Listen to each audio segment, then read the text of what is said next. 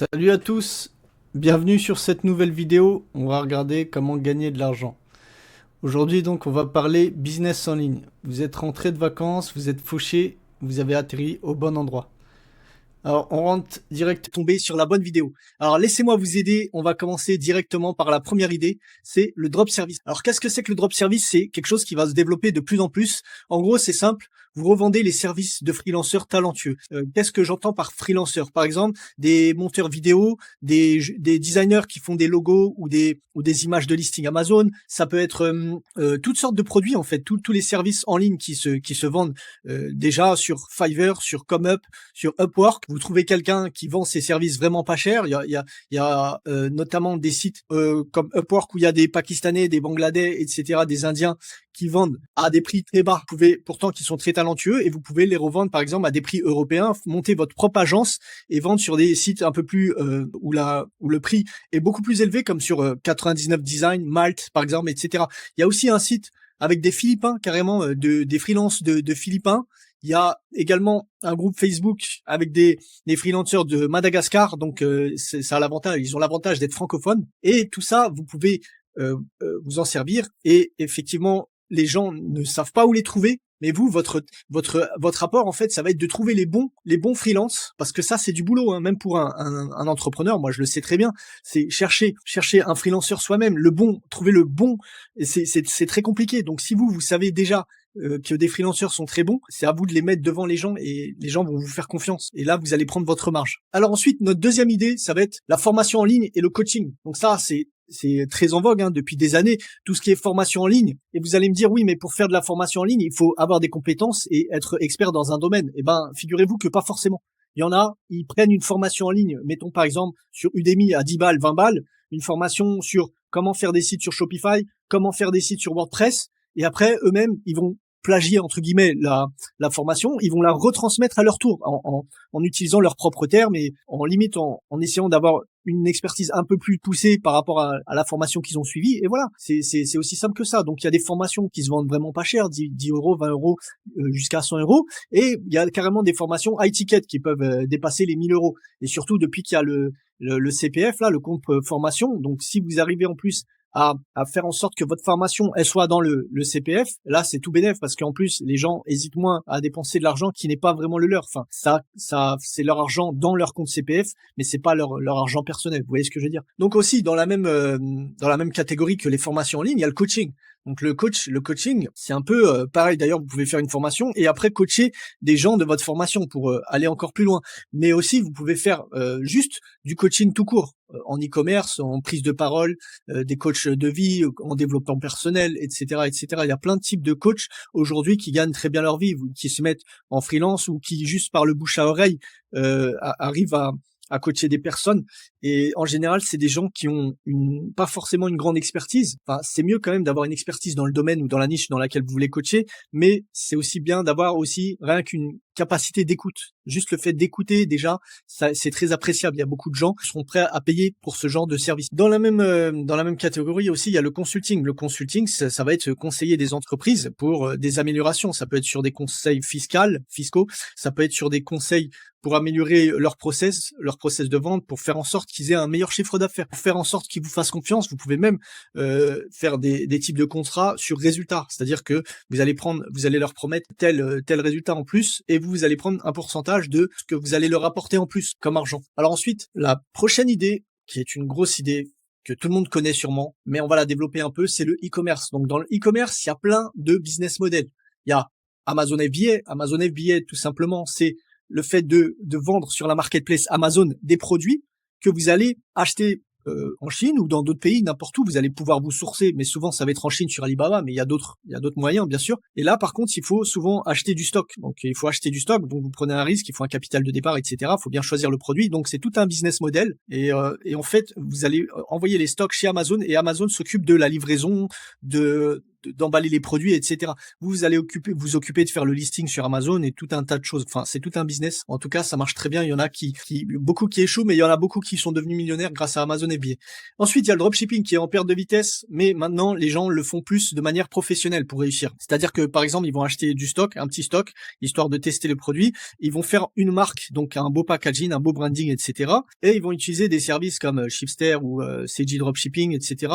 qui vont envoyer, ou des agents qui vont envoyer les produits directement au client final. Et voilà, maintenant, ça marche qu'avec de la qualité. Ça, le modèle comme avant, où vous vendez des produits AliExpress qui coûtent 2 euros et vous les revendez à 15 balles, qui sont de mauvaise qualité, ça marche plus trop. Avec des livraisons longues, etc., ça marche plus trop. Maintenant, les gens, ils se sont fait suffisamment avoir pour être assez méfiants maintenant. Alors ensuite, dans le e-commerce, toujours, il y a aussi les box par abonnement. Donc les box par abonnement, ça va être des gens qui vont s'abonner tous les mois à recevoir votre box, et dans la box vous allez mettre je sais pas moi, comme il y a le Dollar Shave Club qui vend des box de rasoirs et de produits pour se raser. Donc tous les mois ils vont recevoir des produits qui sont dans cette niche. Donc ça, c'est un modèle aussi qui peut marcher pas mal et qui donne des revenus récurrents. Alors ensuite, il y a l'achat-revente. Alors il y a l'achat-revente d'occasion, de produits d'occasion. Donc ça peut être des produits que vous allez trouver sur le Bon Coin, sur eBay, qui sont vraiment pas chers, parce que des gens parfois qui vident leur grenier ou qui vont déménager, changer de pays, ils vont vendre des produits à la va-vite. Mais là, il faut être à l'affût, être parmi les premiers pour choper les bonnes affaires, ou alors écumer les brocantes près de chez vous, et vous revendez les produits sur le Bon Coin, sur eBay, etc. plus cher. Il y a aussi sur Vinted, il y en a beaucoup qui font ça sur Vinted. Ils achètent des produits, des vêtements, ils les revendent plus cher, ou ils les achètent en dehors de Vinted, et ils les revendent sur Vinted plus cher. Voilà. Ensuite, il y a l'achat-revente de neuf.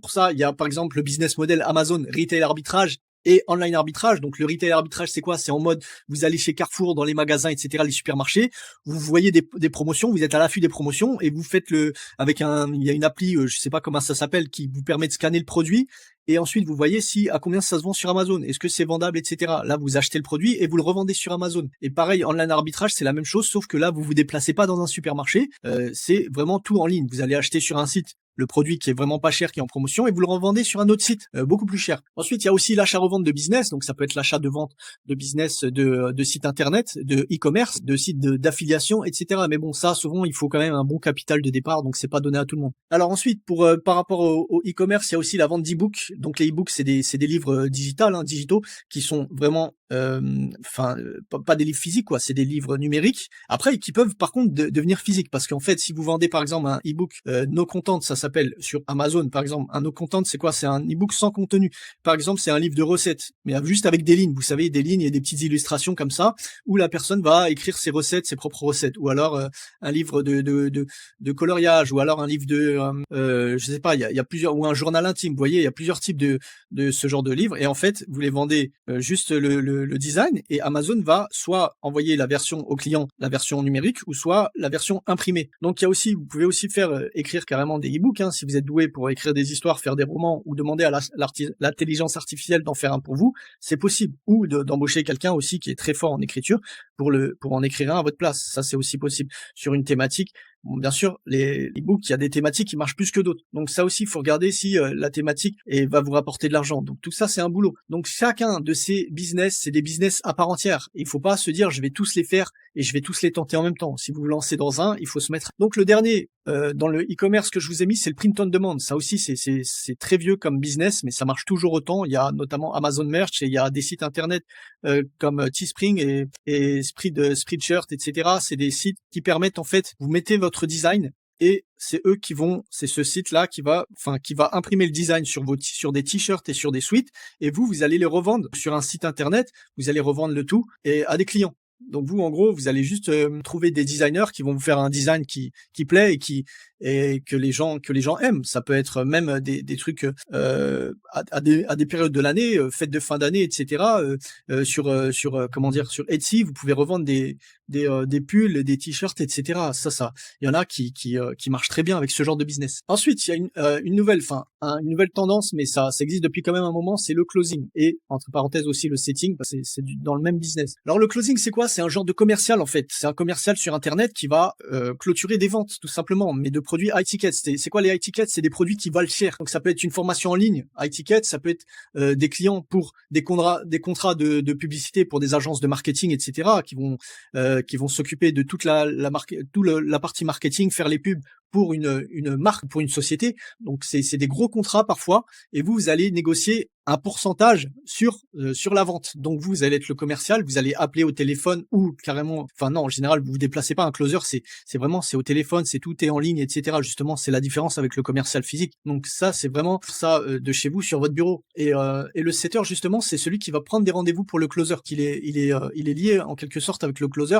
Donc il peut aussi prendre une part des bénéfices. Donc ça, c'est aussi un métier qui se développe de plus en plus. Donc il y a des groupes Facebook d'ailleurs de closer et des gens qui essayent de vous recruter dans leur équipe. Donc c'est parfois ils sont pas toujours honnêtes parce qu'il y en a qui demandent de l'argent pour entrer dans leur équipe, etc. Et ce qu'ils vendent, c'est pas toujours, enfin les résultats, ils sont pas toujours au rendez-vous. Donc faut faire attention, mais c'est un business. Alors ensuite on a l'affiliation. L'affiliation aussi c'est assez, c'est pas nouveau, mais il y en a beaucoup qui connaissent vraiment pas ce que c'est, qui pensent limite que c'est une arnaque, etc. Mais pourtant, c'est plutôt simple. Vous savez, l'affiliation, quand vous tapez sur Internet, sur Google, que vous voulez acheter par exemple un aspirateur, vous tapez comparatif des meilleurs aspirateurs, etc. Et ben, vous allez tomber sur plein de résultats qui vous font un comparatif des meilleurs produits. Et ben, vous croyez qu'ils font ça bénévolement? Bah non, vous vous trompez, parce que la plupart du temps, ça mène sur des produits Amazon ou de d'autres sites qui, en fait, si vous cliquez et vous achetez, ben les gens qui ont fait ce site, ils vont toucher de l'argent. Donc ça, c'est l'affiliation.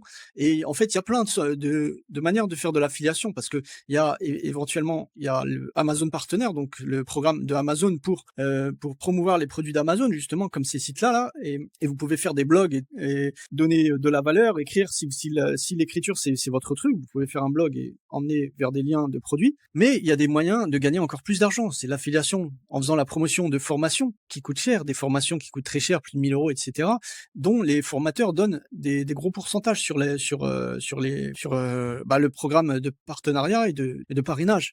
Et c'est pareil aussi pour la promotion de logiciels ou d'abonnements. Des fois, vous allez prendre des grosses sommes et parfois à vie, comme sur System.io par exemple, vous avez une commission à vie de 60% sur des abonnements. Donc ça, c'est aussi des très bons moyens de faire de l'argent, mais souvent, bien sûr, oui, il faut une audience pour faire de l'affiliation.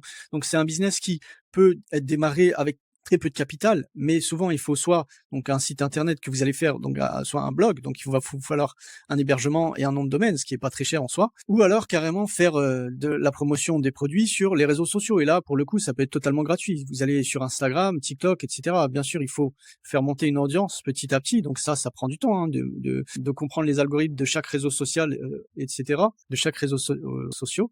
Et ça va prendre un petit peu de temps, effectivement. Mais voilà, on n'a rien sans rien. L'affiliation, en tout cas, c'est quand même un bon moyen de gagner sa vie et sans avoir un capital de départ pour démarrer.